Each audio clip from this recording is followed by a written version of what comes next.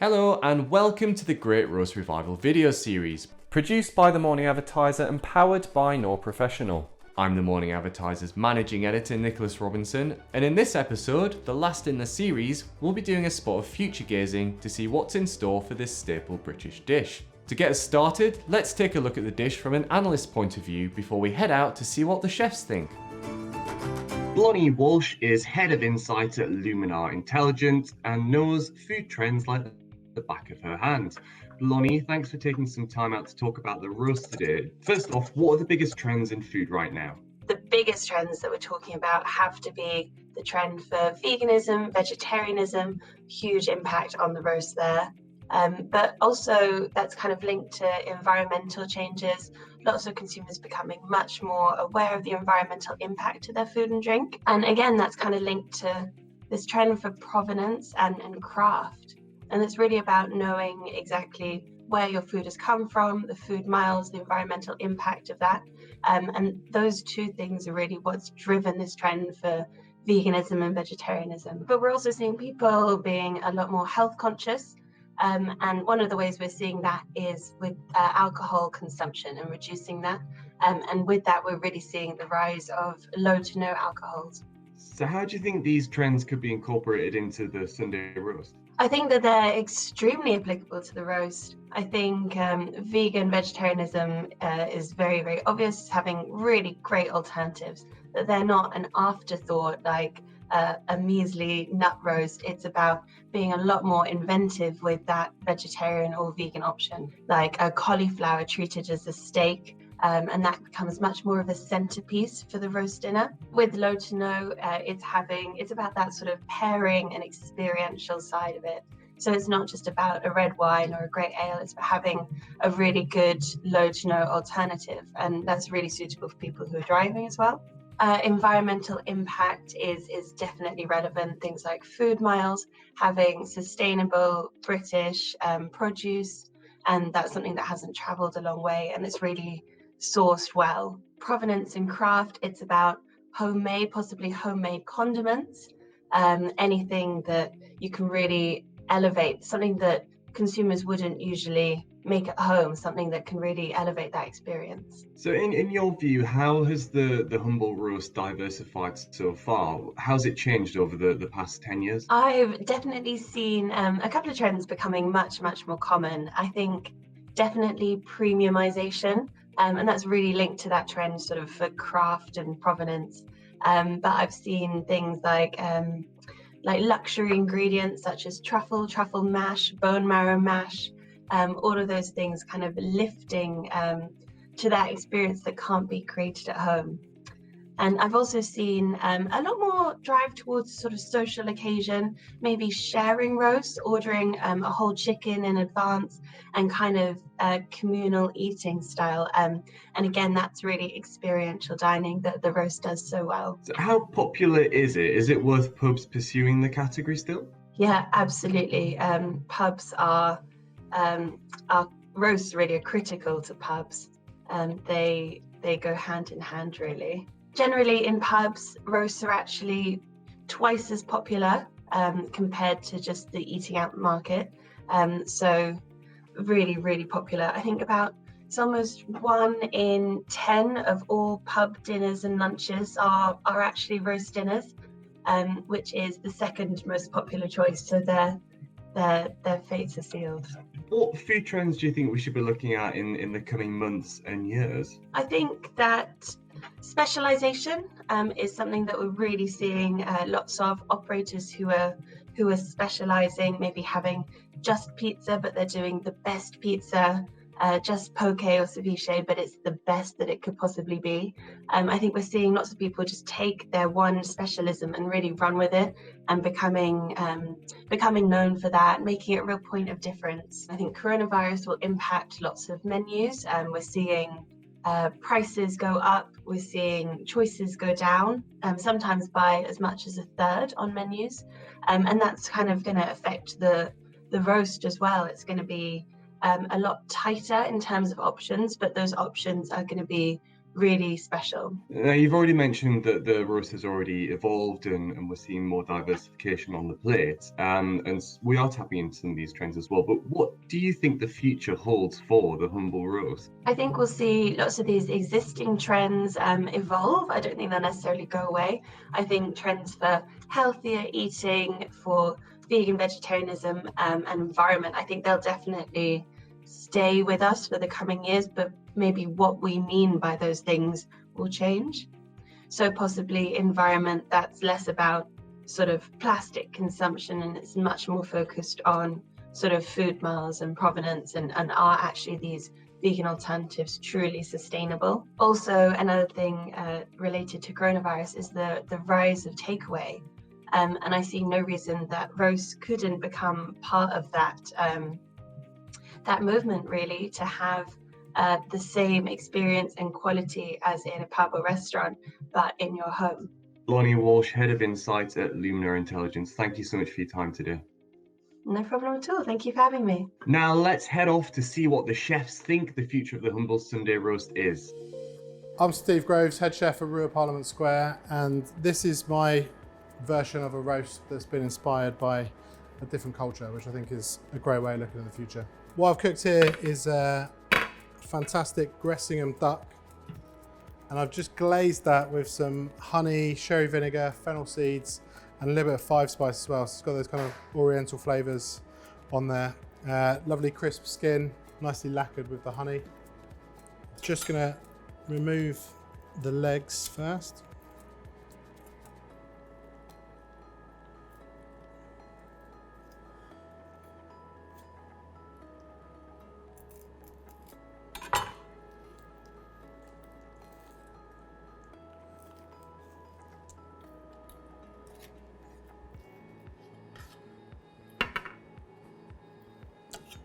Take one breast off for now.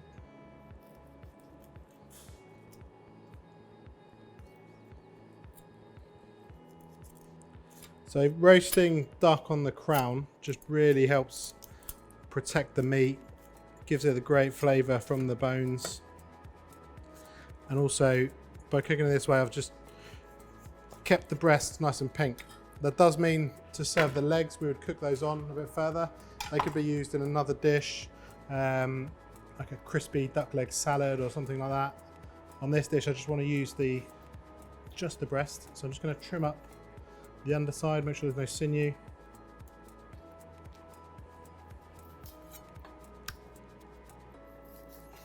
The lovely lacquered skin. I'll take the fillet off and just remove the tougher part of that. We'll keep that though. And then we'll just cut the breast into 4.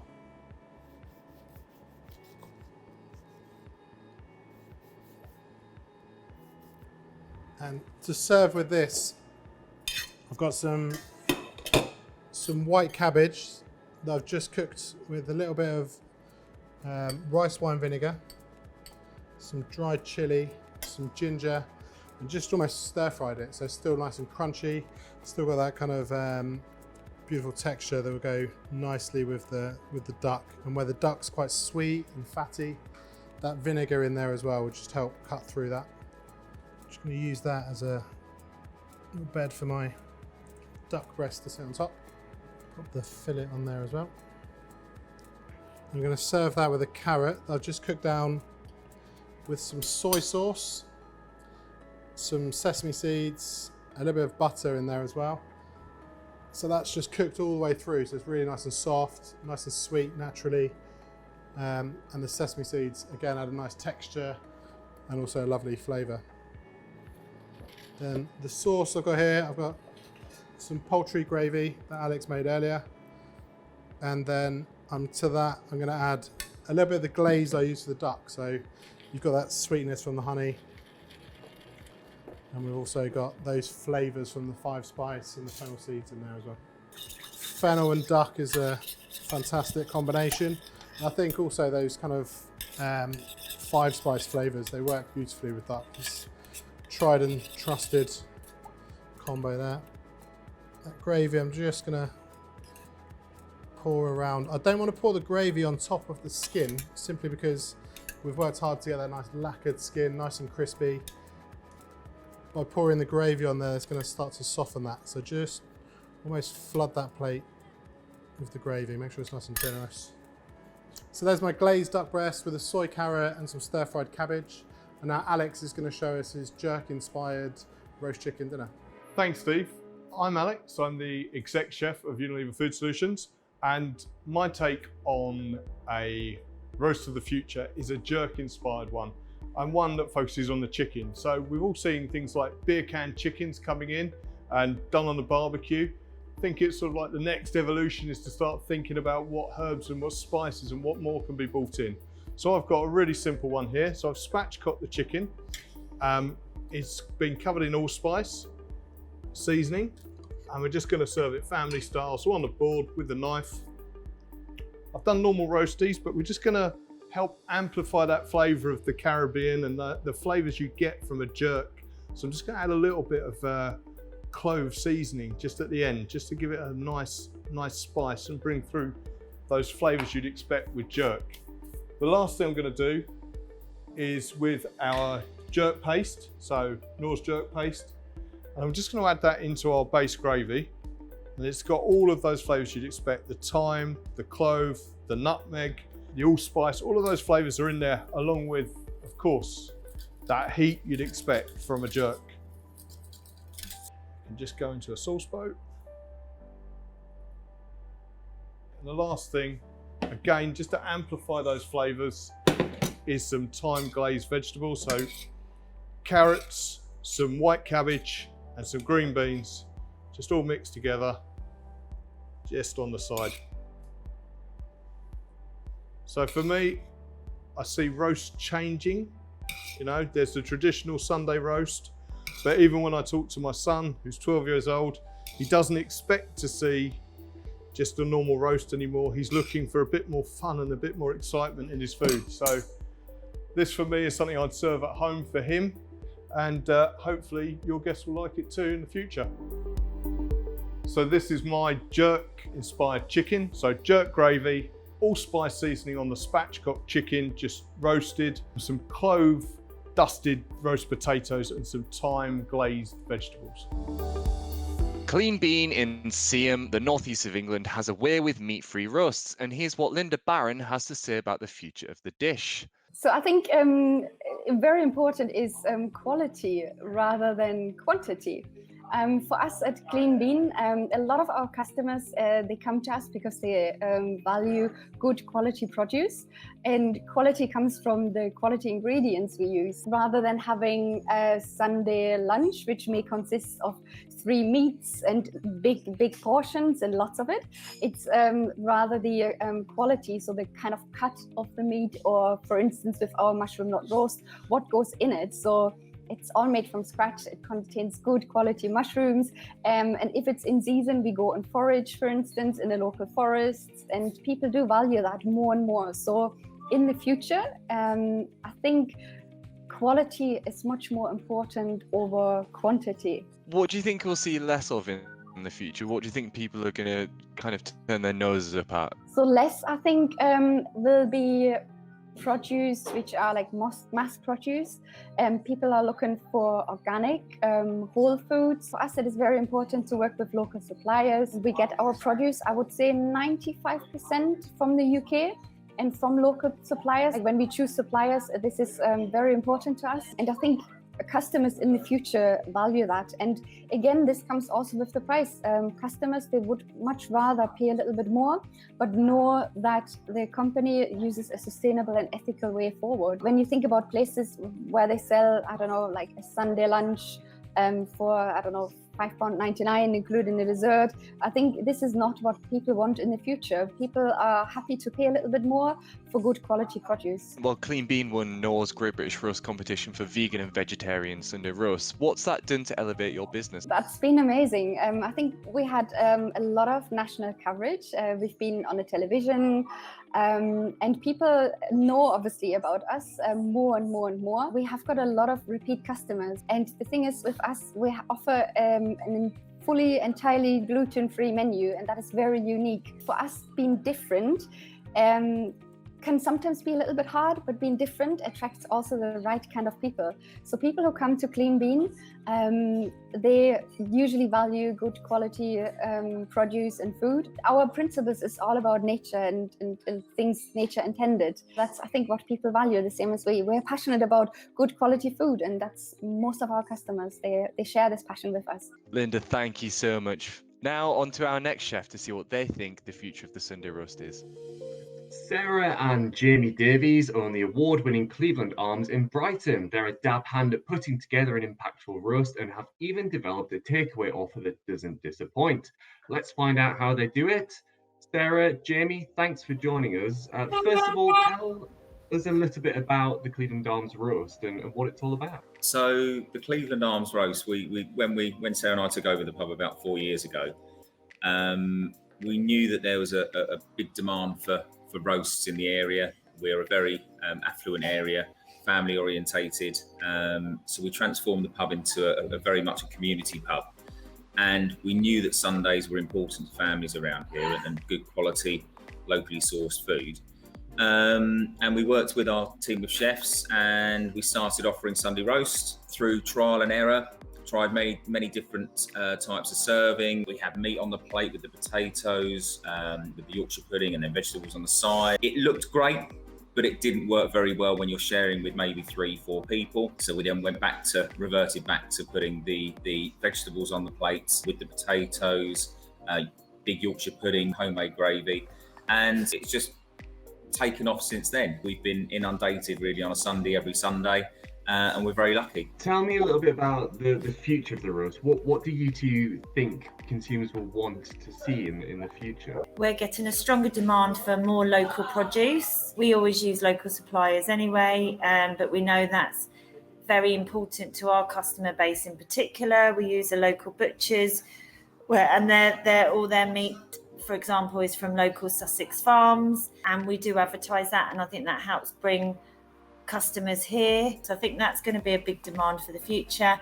And I think also the demand for our vegan roast, for example, I think when we first launched our roast, it was about 10% of our roast sales. Now it can be 30-40% of our roast sales. So I think the consumer is also looking for more alternatives to your meat roast, and really making that kind of different option tasty, which is where we also focus, and we seem to have quite a lot of good feedback. So if we're going to see one thing on the plate, the roast plate in the future that customers really want, what would you say that is? The quality of the meat is paramount. You pay more, but you get what you pay for, and it's really shown in the roast. The quality of our roast is really down to the veg as well. The vegetables, the variety of the vegetables, the freshness, the taste, the flavour. The roast of the future really are going to be growing in terms of alternative types of vegetables, more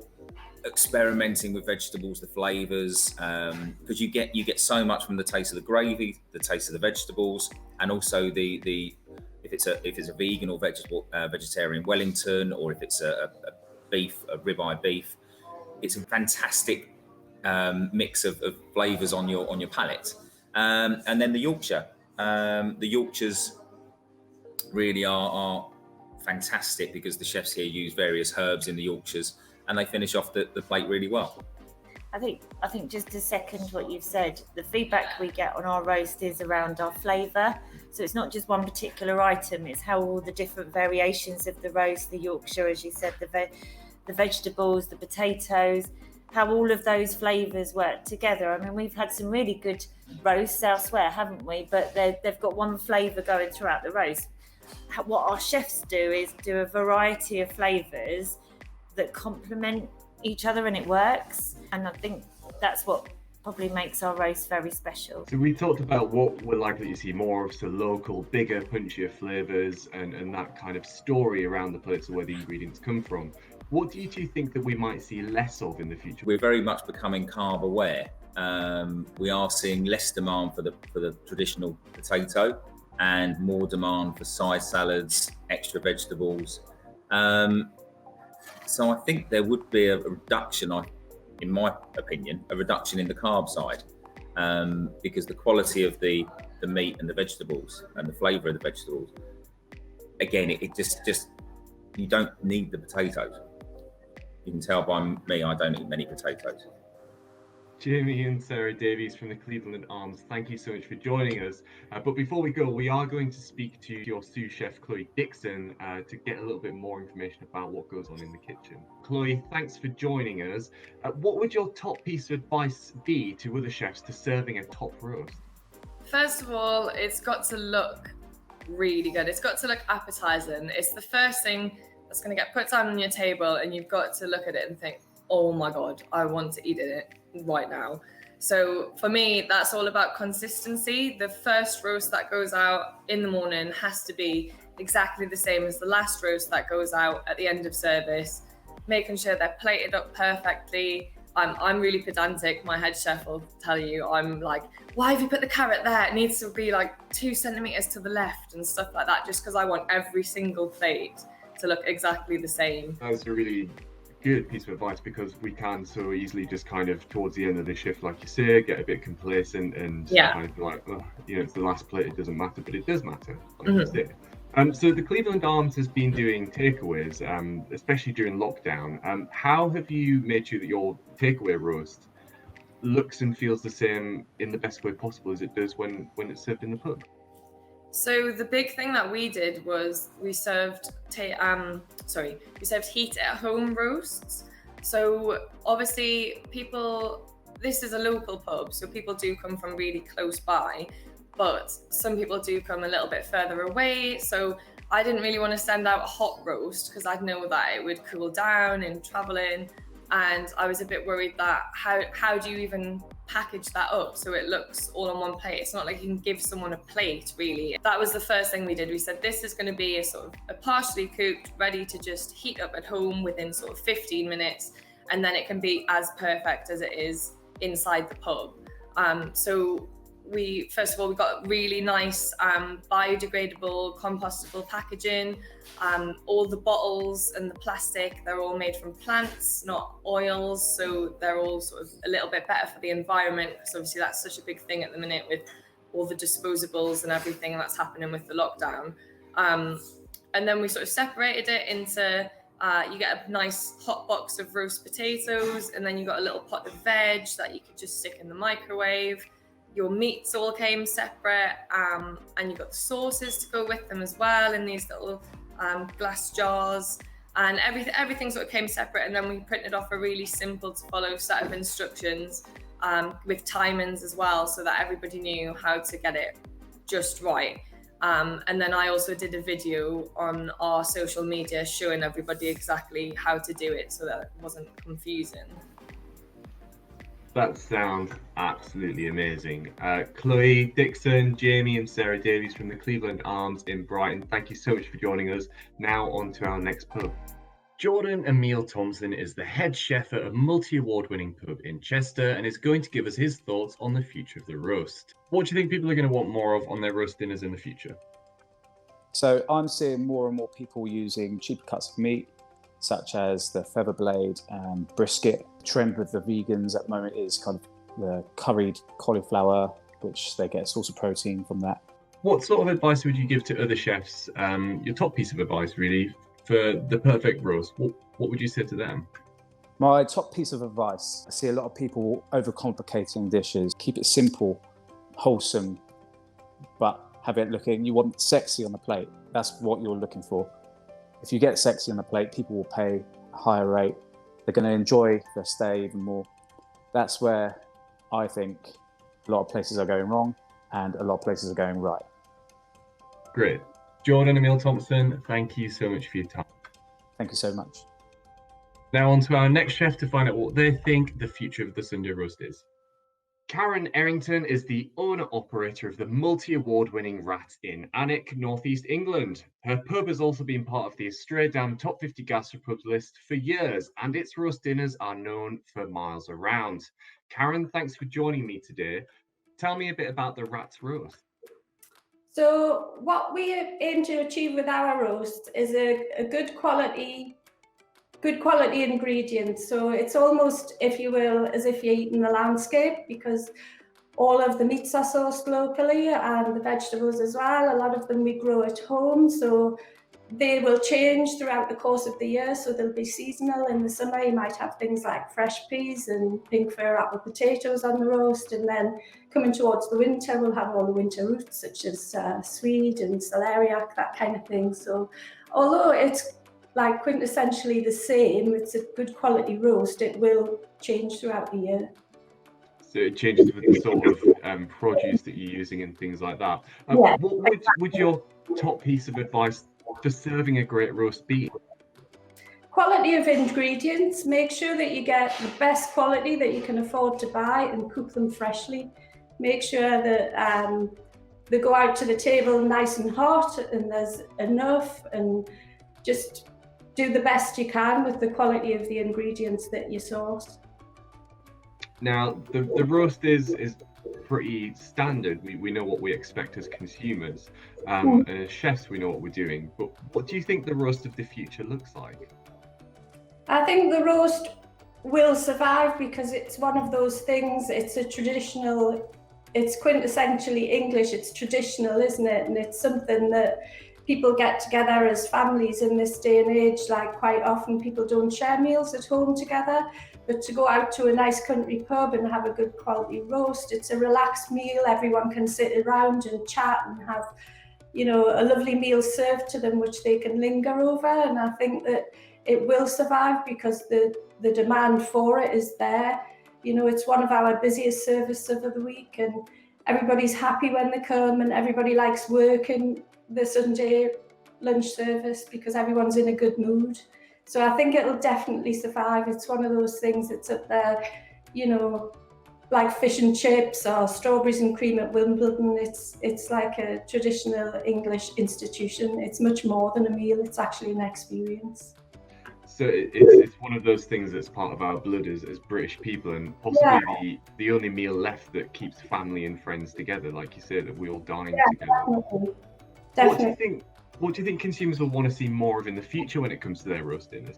I think people are a lot more discerning than they used to be, and I think especially since the lockdown, we've discovered we're a nation of cooks at home as well, so people know a lot more about cooking, so they're much more careful about the foods that they buy. And I think people have gone away from the supermarket and they go to like the independent butchers and the small greengrocers, so people are certainly much more aware of the quality of the ingredients that go into a good Sunday roast and any other meal for that. So I think, you know, if you're putting out a quality roast with quality ingredients on it, I think more and more that's going to be what people are coming out and looking for. What do you think they'll want to see less of in the future? Less badly cooked, overcooked vegetables, overdone meat, ingredients that have been bought in and pre-prepared and just reheated and served up. I think those type of meals are becoming less and less, not popular, but people won't accept things like that as much. And I think that, you know, if you are serving good food, people will come, and I think that we'll see like a shift from that sort of thing to more, locally sourced was the thing I mentioned earlier, and I think that at one time that was quite niche, but everybody's cotton on to that, and I think that's because that's what the consumer wants now. Karen, thank you so much for your time. It's been wonderful speaking with you today. No problem. And there we have it, our in-depth review of the Great British Roast. Along the journey, we've heard from butchers, greengrocers and chefs who've all helped us understand how we can make our roast that much better in the simplest of ways. We've also heard from a psychology professor who told us about the deep and powerful emotions a humble roast evokes in many of us and why it could be important to ham those up a little. And then we looked at what it takes to make a roast look great on the plate, using just a few simple techniques to add the perception of a higher value to the dish when it gets to the plate. Finally, in this episode, we delved into the future of the roast, finding out what it might look like in years down the line. Thanks for watching, and thank you to Knorr Professional for powering this unique video series.